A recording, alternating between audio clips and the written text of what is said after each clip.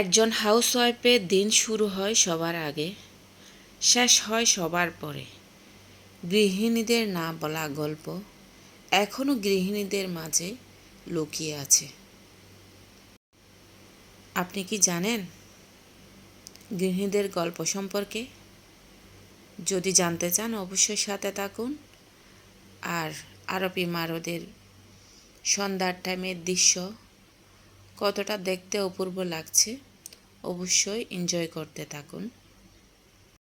গল্প অনেক ধরনের আছে, কিন্তু এই ধরনের গল্প কেউ কাউকে শোনায় না। একজন হাউসওয়াইফের কথা বলছি। একজন হাউসওয়াইফের কোনো ছুটি নেই, নেই অফিস টাইম, নেই প্রশংসা সার্টিফিকেট। তবু সেই মানুষটি প্রতিদিন কাজ করে যায় চুপি চুপি নিঃশব্দে। আপনি কি জানেন ভোরবেলায় যখন ঘুম ভাঙে না ঘরের কারো, তখনই তার দিন শুরু হয়।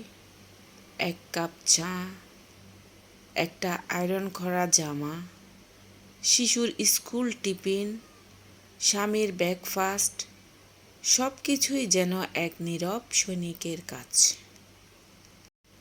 এই কাজগুলির হিসাব না কেউ করে না, কেউ পাত্তাও দেয় না। এই কাজগুলো কেউ দেখেও দেখে না, কেউ গণনা করে না। আসলে গৃহিণী শব্দটার অর্থ শুধু রান্না করা বা ঘর মোছা নয়।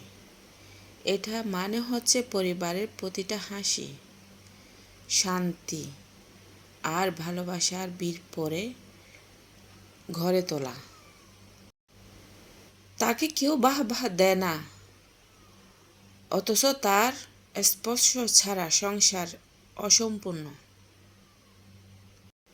একজন হাউসওয়াইফ একসাথে মা, শিক্ষক, রাঁধুনি, ম্যানেজার, এমনকি একজন থেরাপিস্ট পর্যন্ত, যেই পরিবারের হৃদয়।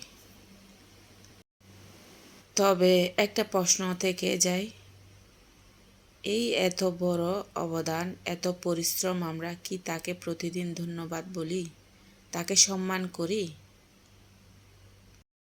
এই ভিডিওটি তাদের জন্য যাদের কাজের কোনো বেতন নেই, নেই নির্দিষ্ট সময়, তবু তারা নির্ভরতা, ভালোবাসা আর শান্তির নাম হাউসওয়াইফ। আবারও বলছি, ভোরে উঠে সকালের নাস্তা, সন্তানদের স্কুলে পাঠানো, স্বামীর অফিসের জন্য প্রস্তুতি, ঘরের প্রতিটি কোণ পরিষ্কার করা, আবার সবার পছন্দ মতো রান্না, এসব কিছু সামলানো এক অদৃশ্য সুপার হিরোর কাজ নয় তো? তারা কখনো ক্লান্তি প্রকাশ করে না, কখনো অভিযোগ করে না। তাদের হাসি মুখের আড়ালে লুকিয়ে থাকে হাজারো ত্যাগ আর না বলা গল্প।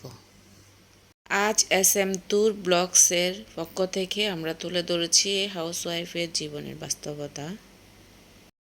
যারা সংসারকে গুছিয়ে রাখেন তারাও সম্মানের যোগ্য।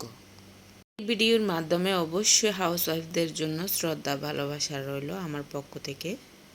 এই ভিডিওটি যদি আপনার হৃদয় ছুঁয়ে যায় তাহলে শেয়ার করুন, লাইক দিন, আর গৃহিণীদের জন্য কিছু ভালো কথা কমেন্টে লিখুন।